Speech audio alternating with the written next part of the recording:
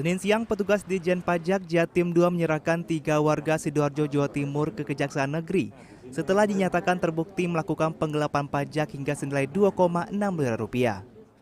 Dari ketiga tersangka ini, YGS dan DY adalah pejabat penting di PT WIK di Kecamatan Budoran, Sidoarjo, Jawa Timur yang dengan sengaja meminta bantuan SW untuk menyiapkan faktur-faktur palsu untuk mengurangi pajak yang seharusnya dibayarkan kepada negara. Dari pemeriksaan ini juga diketahui SW melakukan penjualan faktur-faktur palsu ini ke sejumlah perusahaan di sejumlah daerah seperti Sumatera Selatan, Semarang, dan Jakarta. Akibat perbuatan para tersangka ini, kerugian negara diperkirakan mencapai 2,6 miliar rupiah.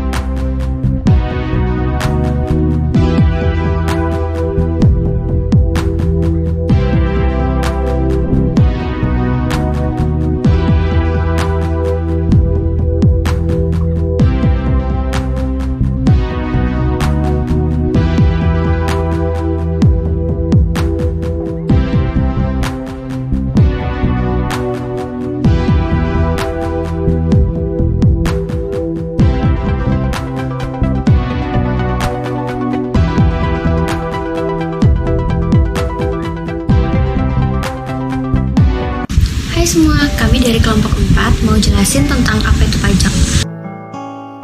Sebelumnya udah pada tahu belum apa itu pajak? Pajak adalah iuran atau pungutan wajib yang harus dibayar oleh rakyat kepada pemerintah berdasarkan undang-undang.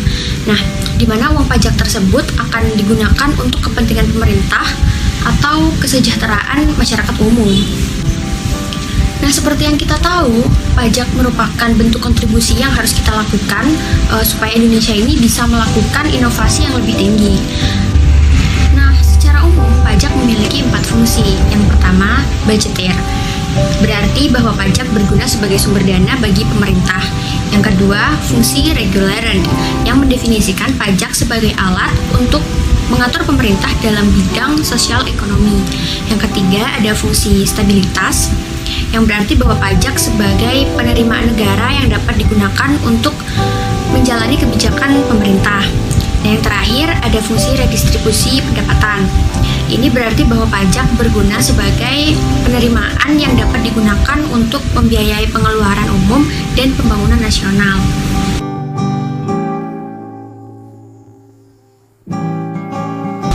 Iya dong, dengan ikut membayar pajak, kita juga turut berpartisipasi dengan pembangunan nasional yang ada di Indonesia. Sehingga semakin banyak fasilitas umum yang bisa kita gunakan untuk kenyamanan bersama keluarga, teman, dan doi tentunya. Nah, tapi aku pribadi masih belum yakin sih kalau di Indonesia ini tuh perpajakan udah benar-benar bersih dari kecurangan. Kita semua tahu fakta mengenai maraknya berita korupsi yang muncul di televisi ataupun media sosial. Kira-kira kenapa ya bisa kayak gitu? Jadi, kalau untuk kecurangan itu hanya perilaku dari oknum ya. Kali ini juga sangat salah tentunya, karena bisa masuk dalam tindak pidana korupsi. Intinya, korupsi itu merupakan penyalahgunaan amanah demi kepentingan pribadi. Kasus korupsi di Indonesia sendiri juga masih belum terlihat titik terangnya.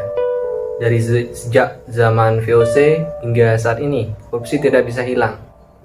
Mungkin ini gara-gara sistem pola pikir masyarakatnya yang sudah terlanjur bobrok dan turun-menurun, sehingga korupsi tidak bisa hilang dari permukaan Indonesia.